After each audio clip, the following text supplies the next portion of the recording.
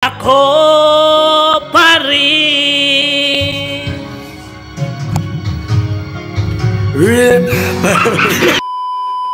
Vamos! Basilan!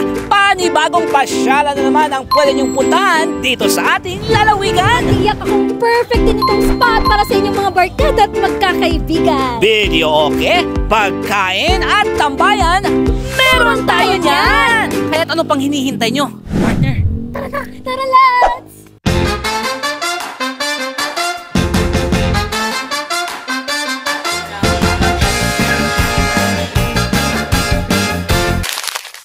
Sumisilip na ang buwan nang dumating ang aming tropa dito sa RJ's Delicacies sa lungsod ng Isabela.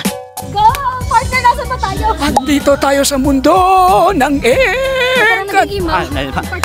Andito tayo ngayon sa RJ's Delicacies located. Partner, dito yan sa Barangay Lanote. Diyan lang, malapit lang yung view. So, pag pumupunta kayo sa view, konting urong lang dito. Andito na ang RJ. Yes. Tama. So, Let's go, let's go. perfect itong puntahan ng mga barkada at pamilya, lalo na kung ikaw ay may kasamang piritera.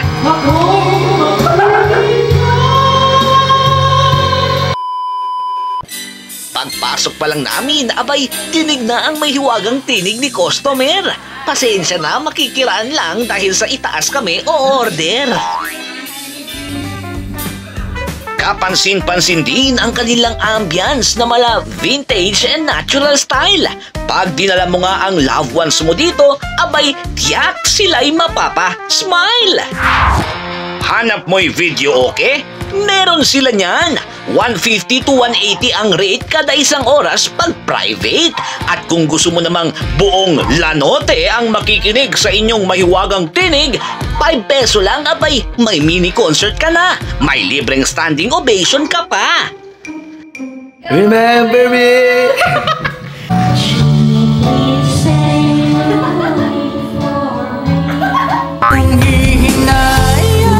Nanghihinayang ang puso ko sa piling.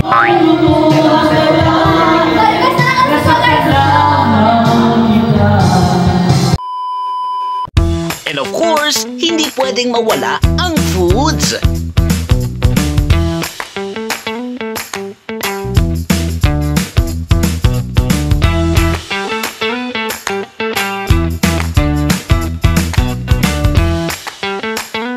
Andito tayo ngayon at kakainin na natin ang mga dapat kainin.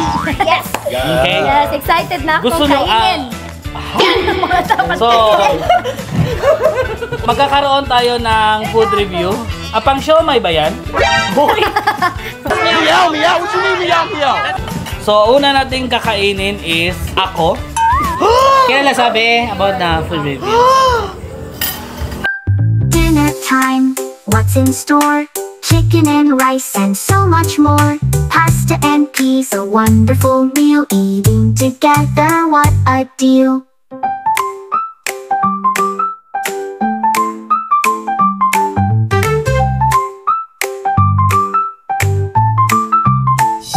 Alright, first of all, Ma'am Rhea, thank you very much dahil naimbitahan kami dito sa napaka-native resto bar, no? And napakasarap yung mga foods. Thank you very much dahil naimbitahan yung team namin dito. First of all, Ma'am, yung question natin, kamusta naman yung mga tao dito, yung volume ng tao?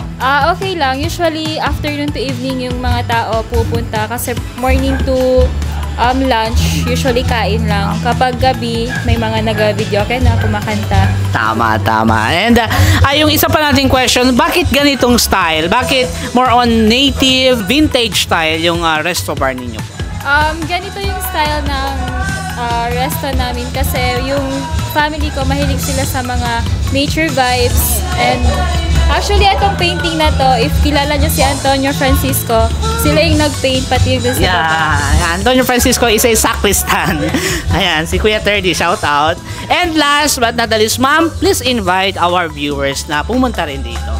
Hello everyone, I am inviting you all to visit us here at RJ Delicacies. Kasi this place is very perfect if gusto nyong kumain, mag-celebrate, mag-date, and kumanta. Since we also offer very affordable prices. Doon lang ako sa kakain at mag-celebrate, pero doon sa date, Pass na.